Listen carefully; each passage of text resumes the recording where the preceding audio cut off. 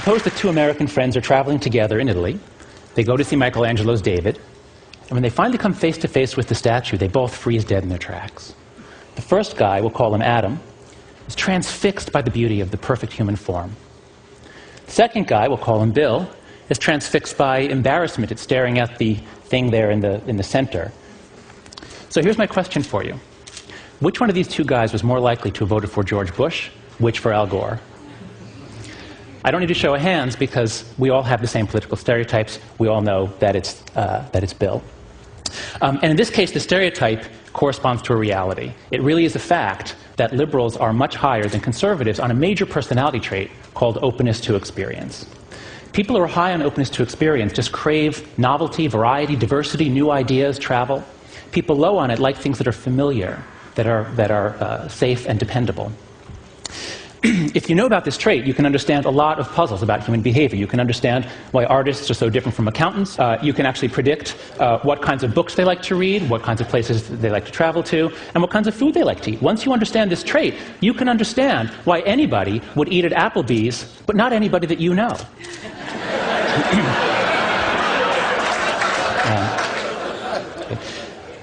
This trait also tells us a lot about politics. The main researcher of this trait, Robert McCrae, says that open individuals have an affinity for liberal, progressive, left-wing political views. They like a society which is open and changing. Whereas closed individuals prefer conservative, traditional, right-wing views. This trait also tells us a lot about the kinds of groups people join. So here's a description of a group I found on the web. What kinds of people would join a global community welcoming people from every discipline and culture who seek a deeper understanding of the world and who hope to turn that understanding into a better future for us all? This is from some guy named Ted. Well, let's see now. If openness predicts who becomes liberal and openness predicts who becomes a Tedster, then might we predict that most Tedsters are liberal? Let's find out. I'm going to ask you to raise your hand whether you are liberal, left of center on social issues we're talking about primarily, or conservative, and I'll give a third option because I know there are a number of libertarians in the audience. So right now, please raise your hand, down in the simulcast rooms too, let's let everybody see who's here. Please raise your hand if you would say that you are liberal or left of center. Please raise your hand high right now. Okay. Please raise your hand if you'd say you're libertarian. Okay, about 2 dozen. And please raise your hand if you'd say you are right of center or conservative. 1, 2, 3, 4, 5, about 8 or 10. Okay. This is a bit of a problem. Because if our goal is to understand the world, to seek a deeper understanding of the world, our general lack of moral diversity here is going to make it harder. Because when people all share values, when people all share morals, they become a team. And once you engage the psychology of teams, it shuts down open-minded thinking. When the liberal team loses, as it did in 2004 and as it almost did in 2000, we comfort ourselves. We try to explain why half of America voted for the other team.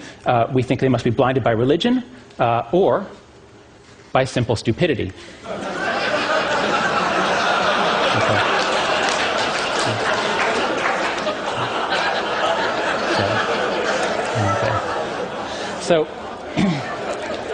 So if you think that half of America votes Republican because they are blinded in this way, then my message to you is that you're trapped in a moral matrix, in a particular moral matrix. And by the matrix, I mean literally the matrix, like the movie The Matrix. But I'm here today to give you a choice.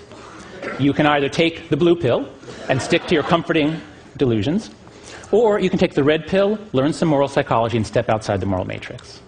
Now, because I know... Okay, I assume that answers my question. I was going to ask you which one you pick, but no need. You're all high in openness to experience, and besides, it looks like it might even taste good, and you're all epicures. So anyway, let's go with the red pill. Let's study some moral psychology and see where it takes us. Let's start at the beginning. What is morality, and where does it come from?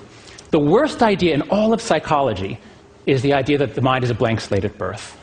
Developmental psychology has shown that kids come into the world already knowing so much about the physical and social worlds, and programmed to make it really easy for them to learn certain things and hard to learn others. The best definition of innateness I've ever seen, this just clarifies so many things for me, is from the brain scientist Gary Marcus. He says, the initial organization of the brain does not depend that much on experience. Nature provides a first draft, which experience then revises. Built-in doesn't mean unmalleable. It means organized in advance of experience. Okay, so what's on the first draft of the moral mind? To find out, my colleague Craig Joseph and I read through the literature on anthropology, on cultural variation and morality, and also on evolutionary psychology, looking for matches. What are the sorts of things that people talk about across disciplines, that you find across cultures, and even across species? We found five best matches, which we call the 5 foundations of morality. The first one is harm-care. We're all mammals here. We all have a lot of neural and hormonal programming that makes us really bond with others, care for others, feel compassion for others, especially the weak and vulnerable, gives us very strong feelings about those who cause harm. This moral foundation underlies about 70% of the moral statements I've heard here at TED.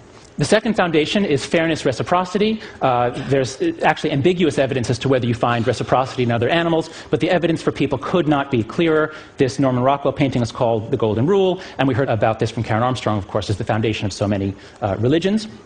That second foundation underlies the other 30% of the moral statements I've heard here at TED.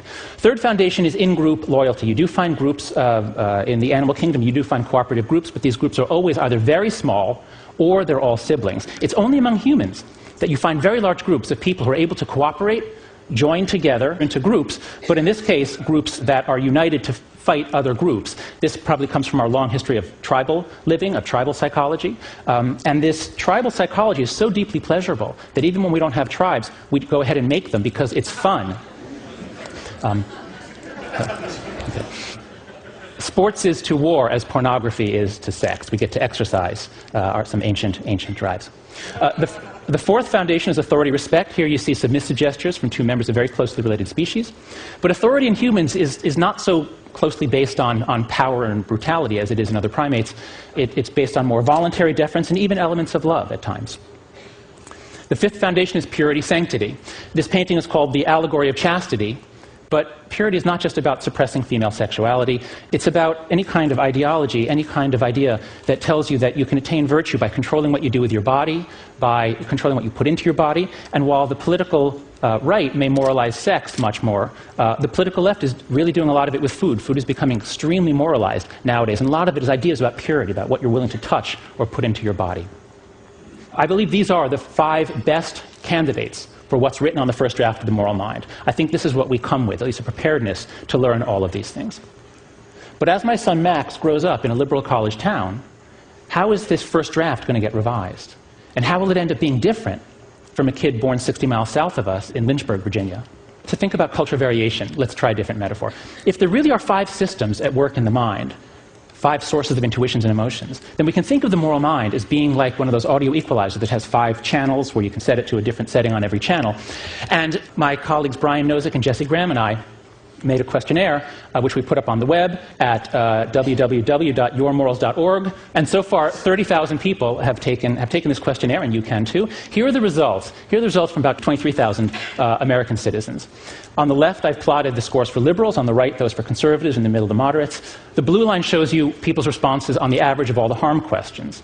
So as you see, people care about harm and care issues. They give high endorsement of these sorts of statements all across the board. But as you also see, liberals care about it a little more than conservatives. The line slopes down. Same story for fairness. But look at the other 3 lines. For liberals, the scores are very low. Liberals are basically saying, no, this is not morality. In-group authority, this stuff has nothing to do with morality. I reject it. But as people get more conservative, the values rise. We could say that liberals have a kind of a 2-channel or 2-foundation morality. Conservatives have more of a 5-foundation or 5-channel morality. We find this in every country we look at. Here's the data for 1,100 Canadians. I'll just flip through a few other slides. The UK, Australia, New Zealand, Western Europe, Eastern Europe, Latin America, the Middle East, the East Asia, and South Asia. Notice also that on all of these graphs, the slope is steeper on in-group authority purity, which shows that within any country, the disagreement isn't over harm and fairness. We debate over what's fair, but everybody agrees that harm and fairness matter. Moral arguments within cultures are especially about issues of in-group authority purity. This effect is so robust that we find it no matter how we ask the question. In one recent study, we asked people to suppose you're about to get a dog, you picked a particular breed, you learned some new information about the breed. Suppose you learn that this particular breed is independent-minded and relates to its owner as a friend and an equal. Well, if you're a liberal, you say, hey, that's great, because liberals like to say, fetch, please.